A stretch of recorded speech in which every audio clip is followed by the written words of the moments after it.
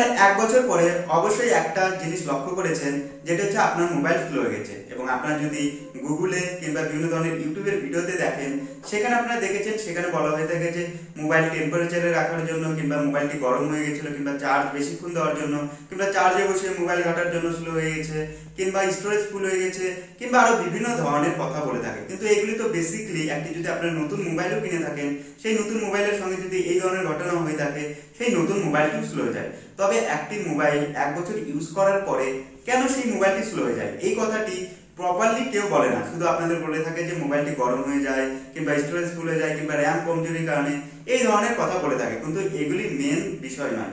Main বিষয়টি হলো 1 বছর পরে আপনারা অবশ্যই দেখেছেন আপনাদের মোবাইলে বিভিন্ন ধরনের সফটওয়্যার আপডেট আসে, এবং সেই সফটওয়্যার আপডেট আসলে অবশ্যই আপনারা সেই মোবাইলের সফটওয়্যার আপডেট দেন। এবং সফটওয়্যার আপডেট দিলে অবশ্যই একটা জিনিস দেখেছেন, আপনার মোবাইলটি অন্যান্য মোবাইলের তুলনায় একদম নতুন হয়ে যায়, এবং আপনার মোবাইলে একটি নতুন অ্যান্ড্রয়েডের ভার্সন প্রবেশ করে, তখনই হয় সমস্যা। সমস্যাটা কি, আপনার মোবাইল হয়ে গেছে 1 বছরের পুরনো, এবং 1 বছর পরে একটি নতুন সফটওয়্যার আসলো, এবং সেই ওল্ড হার্ডওয়্যারটি সেই নতুন সফটওয়্যারকে ভালোভাবে চালাতে পারে না। কারণ আপনার হার্ডওয়্যার পুরনো হওয়ার কারণে সেই নতুন সফটওয়্যারে রয়েছে বিভিন্ন ধরনের গ্রাফিক্স, বিভিন্ন ধরনের ইন্টারফেস, ব্যাকগ্রাউন্ডে বিভিন্ন ধরনের টাস্ক চলার জন্য বিভিন্ন ধরনের সিস্টেম দিয়েছে, এছাড়া বিভিন্ন ধরনের অ্যাপ্লিকেশন অ্যাড করেছে।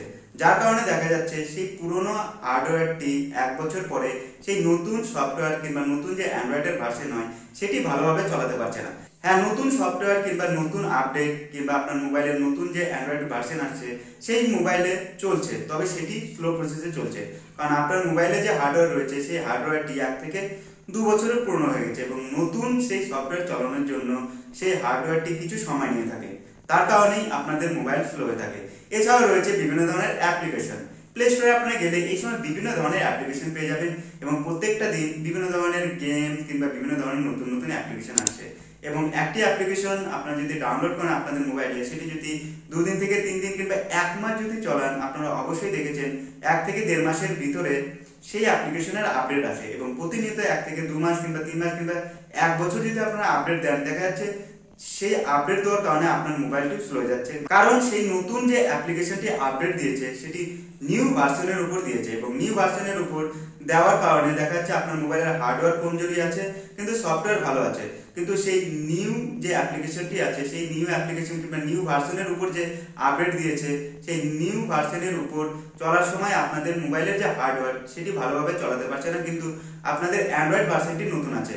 তো এই কারণেও বিভিন্ন ধরনের প্রবলেম হয়ে থাকে, এবং যার কারণে আপনাদের মোবাইল স্লো হয়ে থাকে। এছাড়াও নর্মাল ব্যাপার, আপনাদের মোবাইলে যদি স্টোরেজ ফুল হয়ে যায়, সেটির কারণে আপনাদের মোবাইল স্লো হয়ে যাবে। এর কারণে কি করতে হবে, এর কারণে আপনাদের সিম্পলি মোবাইলকে রিসেট করতে হবে, এবং ফটো মোটো সেগুলো আপনাদের গুগল ফটোতে ব্যাকআপ রাখতে হবে, এবং বেশিরভাগ জিনিসই অনলাইনে রাখতে হবে, যেন আপনাদের মোবাইলের স্টোরেজ যেন ফাঁকা থাকে। তাহলে আপনাদের মোবাইল খুব একটা স্লো হবে না। হ্যাঁ, স্লো কাজ করবে, তবে আগের তুলনায় অনেকটা ফাস্ট কাজ করবে। এছাড়া রয়েছে ব্যাটারির সাইকেল। একটি নতুন মোবাইল কেনার পরে আপনারা দেখেছেন আপনাদের মোবাইলের ব্যাটারি ভালোভাবে চার্জ থাকে, এবং একবার চার্জ করলে প্রায় সারাদিন চলে যায়। তবে সেটি 6 মাস হয়ে গেলে আগের তুলনায় সেই মোবাইলের ব্যাটারি ব্যাকআপ পান না।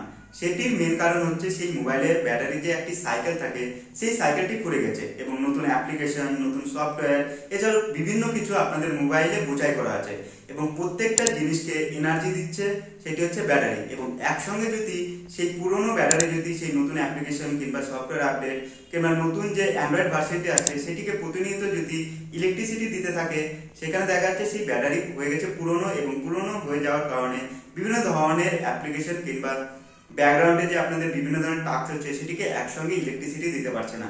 তার কারণে সেই মোবাইলের পারফরমেন্স স্লো হয়ে যায়, এবং আপনাদের মোবাইল স্লো কাজ করে। এছাড়া রয়েছে ক্যাশ মেমোরি।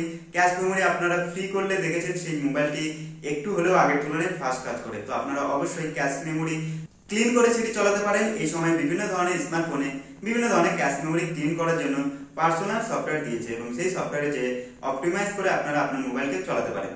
আর নর্মালি বিভিন্ন ধরনের ইউটিউবাররা বলে থাকে এই কারণে ওই কারণে মোবাইল স্লো হয়ে যায়। তো অ্যাকচুয়ালি ওগুলো নর্মাল ব্যাপার। একটা নতুন মোবাইলের সঙ্গে করলেও সেটি স্লো হয়ে যাবে, এবং সেটি আগের মতো কাজ করবে না। তো সিম্পলি আপনার মোবাইলকে ফাস্ট রাখার জন্য আপনার মোবাইলের যে বিভিন্ন ধরনের অ্যাপ্লিকেশন রয়েছে, সেই অ্যাপ্লিকেশনকে কম ইউজ করুন, এবং যে আপডেটগুলি আছে সিম্পলি আপনারা সিকিউরিটি আপডেট দিতে পারেন, এবং তার সঙ্গে যে অ্যান্ড্রয়েড ভার্সনের আপডেট আছে সেটি দিলেও ভালো এবং না দিলেও ভালো। এবং নতুন যদি ফিচার আপনারা পেতে চান তাহলে অবশ্যই আপনাদের সেই অ্যান্ড্রয়েড ভার্সনকে আপডেট করতে হবে এবং আপনার মোবাইলকে ক্লিন রাখতে হবে এবং রিসেট করলে আপনাদের মোবাইল আগের মতো হয়ে যাবে। কিন্তু ব্যাটারির যে সাইকেল থাকে সেই সাইকেলকে আপনারা পুনরায় নিয়ে আসতে পারবেন না। তো দিনের পর দিন ব্যাটারি যত খারাপ হতে থাকবে ততই আপনাদের মোবাইল স্লো হতে থাকবে। তো আজ ছিল এই ভিডিও, আপনাদের মোবাইল অ্যাকচুয়ালি কি কারণে স্লো হয়ে যায় এবং কিভাবে একটু হলেও আগের তুলনায় সেই স্লোর তুলনায় একটু ফাস্ট করবেন। তো এইগুলি মেথড অ্যাপ্লাই করলে অবশ্যই আপনার মোবাইলকে ফাস্ট করতে পারবেন। তো ভিডিও ভালো লাগলে ভিডিওকে লাইক করুন, তার পাশে চ্যানেলকে সাবস্ক্রাইব করুন। আর চলুন দেখা হচ্ছে পরের ভিডিওতে।